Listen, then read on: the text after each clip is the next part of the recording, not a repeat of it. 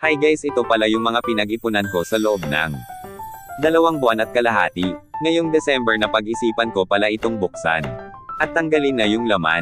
Mabibili lang itong lagayan sa yellow basket. Pake-check na lang guys. Pag mapuno pala ito, yung isang book na ta, nagkakahalaga ng 6,000. Pag 50 po lahat, so yung ginawa ko kasi, sinamahan ko ng 200 bills kasi madalang lang.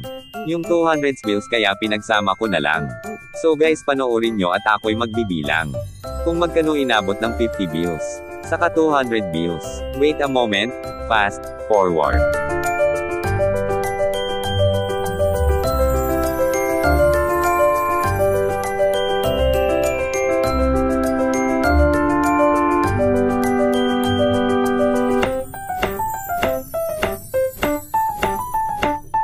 Nakakapagod pala guys, pag nagtatanggal kisa sa paglagay. Mas madali siya epasek, pero pag tinanggal mo, mahirap.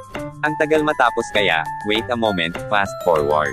Tapos na tayo, sa 50s guys. Kaya proceed naman tayo, sa 200 bills. At pagkatapos ay, ating bibilangin. Wait a moment, fast forward.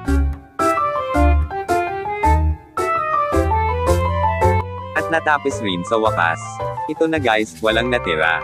Natanggal ko na lahat yung 50, saka 200 bills. At next na gagawin ay, pagsama-samahin yung 50, saka 200. Para mabilis bilangin, pinaghiwalay ko na muna yung 50, sa 200. Para madala bilangin. So wait a moment guys. Inuuna ko pala dito guys, yung 200 bills. Natapos rin. Next naman natin guys, 50 naman. At yun naman, next nating, bibilangan. Wait a moment, fast forward.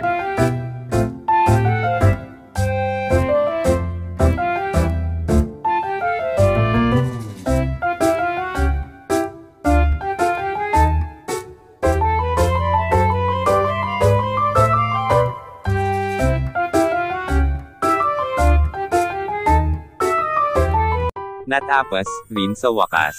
Halos di ko na mahawakan ang 50s guys. Kisa sa 200 bills. Madami talaga ang 50. Kisa sa 200. Sisimulan ko na palang bilangin guys, update ko kayo. Kung magkano inabot ng aking ipon challenge sa loob ng 2 buwan at kalahati. Wait a moment. Fast forward. Natapos ko rin bilangin guys.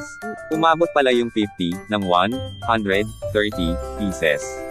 At yung 200 bills naman ay 22 pieces.